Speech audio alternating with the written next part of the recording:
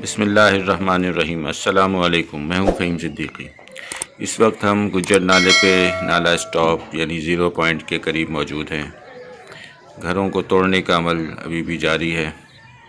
1 سے 2 دن مزید لگ جائیں گے اس تھوڑے سے علاقے میں مکانات گرانے میں اور زمین کو لیول کرنے میں۔ لوگ اپنی اپنی سامان، چھتیں ٹین کی، ایسبسٹاس کی چھتیں لے کے نکل رہے ہیں۔ RCC اسٹرکچر کو مشینوں کی مدد سے توڑا جا رہا ہے۔ کافی بڑی تعداد میں مزدور اس کام میں حصہ لے رہے ہیں اور ساتھ میں بھاری مشینری بھی موجود ہے۔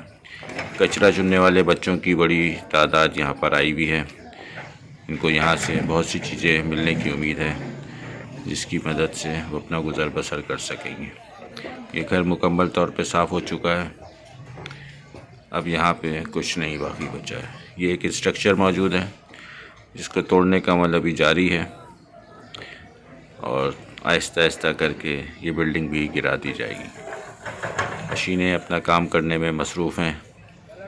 دھول، مٹی، گرد، غبار، سب طرف یہی چیزیں ہیں اور ڈیبریز پڑی ہوئی ہیں۔ ایسا یہاں پہ کبھی کوئی جنگ ہوئی تھی جس کے بعد یہاں پہ تباہی کے مناظر نمایاں ہیں۔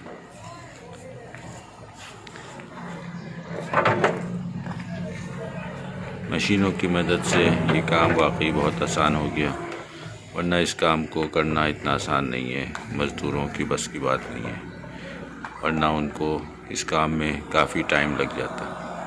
ابھی بھی توقع کی جا رہی ہے کہ کم سے کم 3 مہینے لگیں گے اس پورے 13 کلومیٹر کے نالے کو، یعنی کہ 13 کلومیٹر نالے کے ایک جانب اور 13 کلومیٹر نالے کے دوسری جانب۔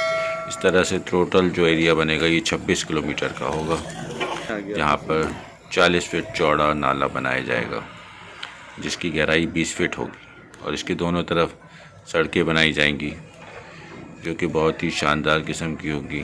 یہ ایک ماڈل نالا ہوگا جس سے کراچی کے عوام کو اور بالخصوص ڈسٹرکٹ سینٹرل کے عوام کو بہت فائدے ہوں گے۔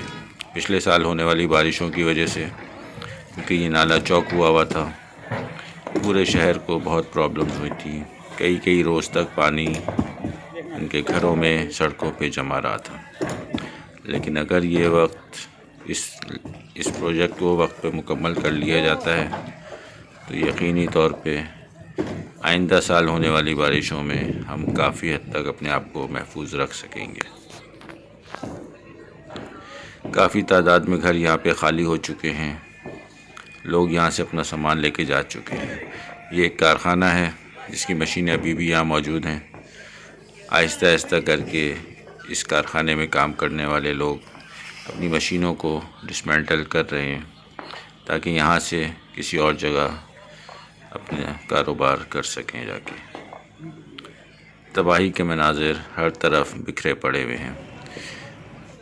یہ مزدور لگے ہوئے ہیں اس فیکٹری کے اپنی مشین کو نکالنے میں۔ پانی کی ٹینکی نیچے پڑی ہوئی ہے کیونکہ سائڈ کی دیواریں توڑ دی گئی ہیں، اس کی وجہ سے یہ پانی کی ٹینکی بھی نیچے آ گری ہے۔ ایک بچہ یہاں پہ نالے کے کنارے بیٹھا ہوا حیرت سے دیکھ رہا ہے اس تمام تباہی کو۔ یقینی طور پہ نفسیاتی ایک اثر ہوتا ہے۔ یہ ایک پیٹرول پمپ کی ایکسٹینشن ہے جو کہ نالے کی طرف ہے، انکروچ ہوئی ہے۔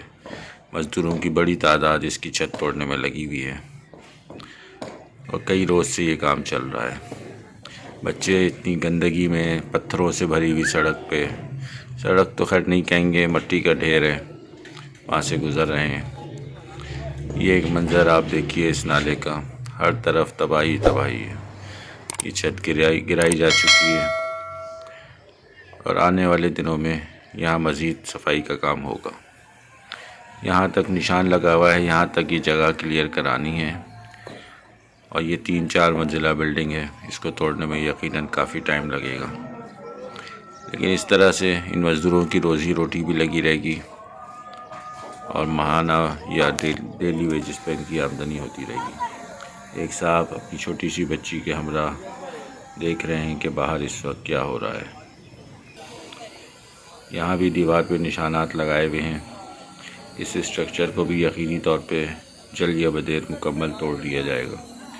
لیکن اتنے مضبوط اسٹرکچر بنائے گئے ہیں اس غیر قانونی جگہ پر، یہ حیرت کی بات ہے کہ انہوں نے کبھی سوچا ہی نہیں ہوگا کہ یہ بھی سب کچھ ٹوٹے گا۔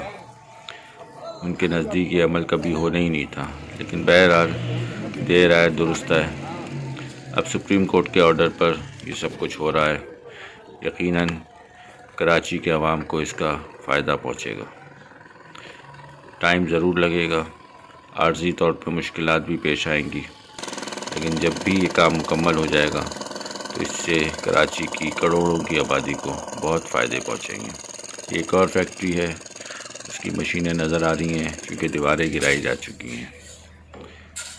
اس فیکٹری کے مزدور صاحب زمین کو لیول کرنے میں لگے ہوئے ہیں۔ یہ ایک اور منظر جس میں فیکٹریاں اور گھر آپ دیکھ سکتے ہیں۔ کئی فیکٹری اور گھر ٹوٹ چکے ہیں اور کئی ابھی ٹوٹنے کے انتظار میں اپنی باری کا انتظار کر رہے ہیں۔